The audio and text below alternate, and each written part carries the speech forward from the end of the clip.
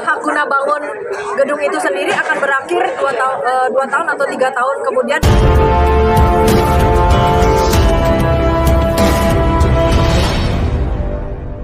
Penghuni apartemen Ambasade Residen akhirnya mendapat kepastian pengelolaan hunian mereka, setelah beberapa bulan menanti terbitnya surat keputusan Dinas Perumahan Pemprov DKI. Surat keputusan tersebut diterima pengelola sementara apartemen di kawasan Setiabudi, Jakarta Selatan. Hari ini SK Pokja ditandatangani. Alhamdulillah. Beberapa hari sebelumnya, puluhan orang yang mewakili 85% penghuni apartemen Ambasade Residen mendatangi Dinas Perumahan Pemprov DKI di Jati Baru Gambir, Jakarta Pusat. Hari ini 20 September 2024, mereka kembali mendatangi kantor dinas, guna menagih janji pihak dinas yang akan menerbitkan SK pembentukan pengurus apartemen. Janji itu pun akhirnya ditepati, dengan memberikan SK ke pengurus sementara. Terima kasih sebenarnya masyarakat pemilik Ambasade Residen yang sudah mendukung dan berpartisipasi untuk mendapatkan Ketua Pokja Pengurus Sementara Apartemen Ambasade Residen, Jetiwe, mengatakan, surat keputusan yang kita tunggu selama ini, akhirnya kita peroleh. Terbitnya SK yang dibutuhkan penghuni Ambasade Residen keluar, ini berkat perjuangan semua penghuni. Menurutnya, pihak pengembang tak mengurusi penghuni sebagaimana yang mestinya, mereka juga tak punya kepastian soal hunian yang mereka tempati. Para penghuni membayar, bahkan banyak yang sudah melunasi unitnya, tapi belum memegang sertifikat. Inilah alasan 85% penghuni mendatangi Dinas Perumahan DKI. Kawal sampai P3SNS. Kedatangan hari ini adalah mayoritas pemilik Ambasade Residen, yaitu sekitar 200 pemilik dari 236 yang meminta kepada Disperum untuk menerbitkan SK Pokja. SK Pokja itu adalah salah satu upaya kita untuk membentuk P3SRS karena developernya yaitu Teddy Cokro Saputro sudah menjadi terpidana tipikor di lapas dan tidak dapat mempunyai kemampuan untuk memfasilitasi P3SRS, sedangkan kami semua butuh hak kami kepemilikan maupun kepengelolaan itu di tangan para pemilik, karena kamilah yang mempunyai dan sudah membeli seluruhnya Ambasade Residence. Begitu.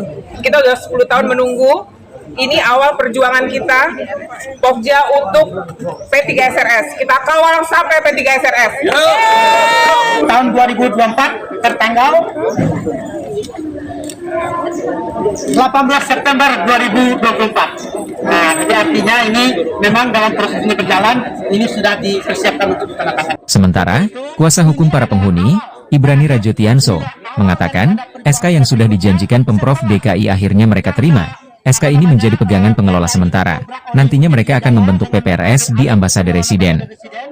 Nantinya dengan SK tersebut, pengelola akan meminta sertifikat induk dan dipecah sesuai dengan jumlah penghuni di Ambasade Residen. Sampai para pemilik itu memiliki sertifikat. Ya, jadi pertama tentu kita terima kasih dulu nih kepada Ibu Jeti Wijaya sebagai koordinator perjuangan, karena beliaulah yang selama ini setiap hari ya, dari waktu ke waktu, jam ke jam, menit ke menit berpikir bagaimana Ambasade Residen ini bisa terselesaikan dengan baik. Kedua, tentu kita terima kasih juga kepada Pemda Provinsi DKI Jakarta yang pada hari ini telah menerbitkan ini. Ini adalah merupakan suatu legalitas daripada Pokja untuk bagaimana Ambasade Residen ini dikelola dengan baik. Karena yang namanya pengelolaan terhadap masyarakat itu kan ada pertanggungjawaban. Nah, jadi justru kebetulan Ibu Jeti adalah seorang finance yang memang biasa berpengalaman dalam mengelola apartemen, jadi sudah pada tepatnya lah ketika Ibu Jeti ini ditunjuk sebagai ketua Pokja. Dan kita harapkan juga untuk berikutnya ini bisa kita selesaikan dengan baik. Jadi selama ini mayoritas pemilik itu menunjuk koordinator, saya sendiri dan Pak Sugianto Tandio ini adalah koordinator mayoritas pemilik yang mengelola secara sementara dan darurat.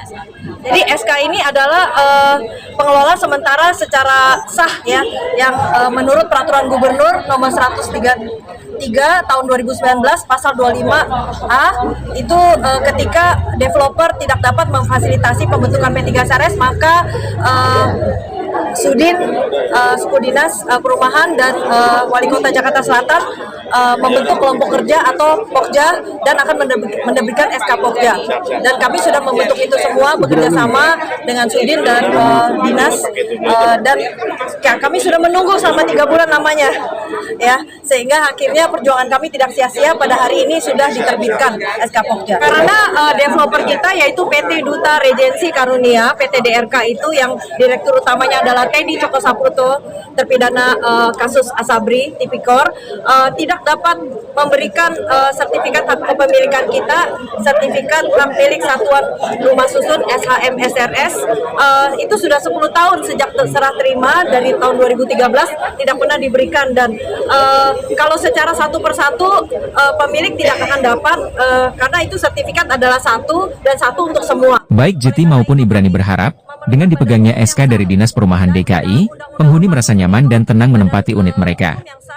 Dengan SK tersebut, sertifikat yang selama ini mereka harapkan bisa segera diproses dan segera dipecah dan dibagikan ke masing-masing penghuni.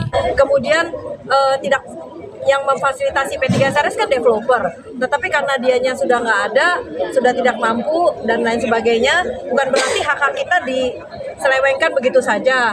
Sehingga kami mengulik lagi undang-undang dan ternyata di pasal 25A kami bisa membentuk tanpa kehadiran developer, yaitu namanya Pokja, kelompok kerja yang difasilitasi oleh Wali Kota Jakarta Selatan dan Sudin Suku Dinas Perumahan Rakyat serta Dinas Perumahan Rakyat DPRKP, sehingga P3SRS itu mempunyai hak untuk meminta sertifikat induk kita untuk kemudian dipecah menjadi SHM SRS.